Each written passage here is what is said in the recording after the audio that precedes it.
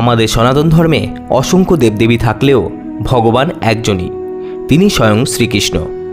শৈশবে কালিয়ানাগ, পুতানাসহ একাধিক অসুরবধ এবং পরবর্তীতে মহাভারতের যুদ্ধে তার ভূমিকা আমরা কম বেশি সকলেই জানি।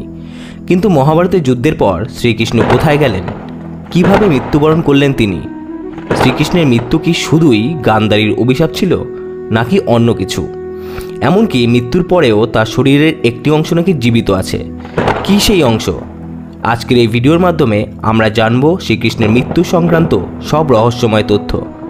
বন্ধুরা, আপনাদের কাছে অনুরোধ, কমেন্ট বক্সে জয় শ্রীকৃষ্ণ অবশ্যই লিখবেন।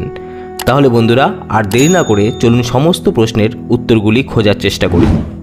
বন্ধুরা, শ্রীকৃষ্ণের মৃত্যুর ঘটনাচক্র শুরু হয় মহাভারতের যুদ্ধ থেকেই। কুরুক্ষেত্রের যুদ্ধে দুর্যোধন ও তার শত ভাইসহ কৌরব বংশ ধ্বংস হয়ে যাওয়ায় শোকার্ত গান্ধারী এই দুর্দশার জন্য শ্রীকৃষ্ণকেই দায়ী করেন। তিনি মনে করেন শ্রীকৃষ্ণ যদি চাইতেন এই যুদ্ধ আটকাতে পারতেন, কিন্তু কৃষ্ণ তা করেননি। এই কারণেই গান্ধারী শ্রীকৃষ্ণকে অভিশাপ দিয়েছিলেন, যেভাবে কৌরব বংশ ধ্বংস হয় ঠিক সেইভাবেই যদু বংশও ধ্বংস হবে। মহাভারতের যুদ্ধের পর নিজের রাজ্য দ্বারকায় ফিরে যান শ্রীকৃষ্ণ।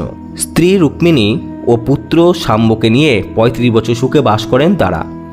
একদিন সপ্তঋষি কৃষ্ণ ও বলরামের সঙ্গে দেখা করতে দ্বারকায় আসেন। তাদের নিয়ে একটু মজা করতে চান কৃষ্ণপুত্র শাম্ব ও তার বন্ধুরা।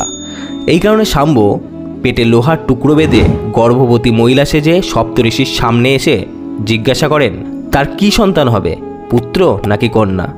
ঋষিরা তাদের ছলনা বুঝতে পেরে ক্রোধে অভিশাপ দেন যে শাম্বের গর্ভে একটি মুষল জন্ম হবে এবং সেই মুষলই যদু বংশের বিনাশের কারণ হবে। পরবর্তীতে শাম্বের একটি লোহার পিণ্ডরূপ সন্তান হয়। ওই লোহার পিণ্ডটিকে টুকরো টুকরো করে সমুদ্রে ভাসিয়ে দেয় শাম্বের বন্ধুরা। ওই লোহার একটি টুকরো একটি মাছ খেয়ে ফেলে। ওই মাছ জড়া নামে এক ব্যাধের জালে ধরা পড়ে। পরে ওই মাছের পেট কেটে লোহার টুকরোটি বের করে তীরের ফলা তৈরি করেন জড়া। একদিন একটি গাছের নিচে বিশ্রামরত অবস্থায় শ্রীকৃষ্ণ বসেছিলেন। সেই সময় তার রক্তবর্ণ চরণ দেখে হরিণ মনে করে তীর ছোড়েন সেই ব্যাধ। পরে ওই তীরেই শ্রীকৃষ্ণের মৃত্যু হয়। মৃত্যুর আগে জড়া শ্রীকৃষ্ণের কাছে ক্ষমাও চায়, কিন্তু শ্রীকৃষ্ণ জানতেন ওই জড়াই আগের জন্মে সুগ্রীবের দাদা বালি ছিলেন। পূর্বজন্মে শ্রীকৃষ্ণ রাম অবতারে সুগ্রীবকে সহায়তা করার জন্য আড়াল থেকে তীর চালিয়ে মহাবলী বালিকে বধ করেন।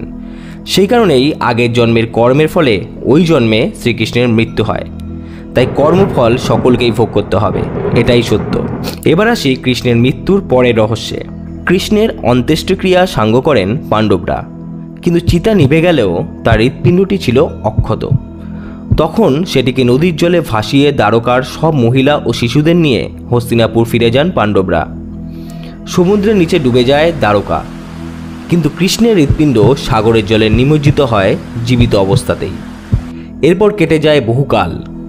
একদিন নদীর জলে স্নান করতে গিয়ে কৃষ্ণের দিব্য হৃদয় উদ্ধার করেন পুরীর মহারাজ ইন্দ্রদ্যুম্ন।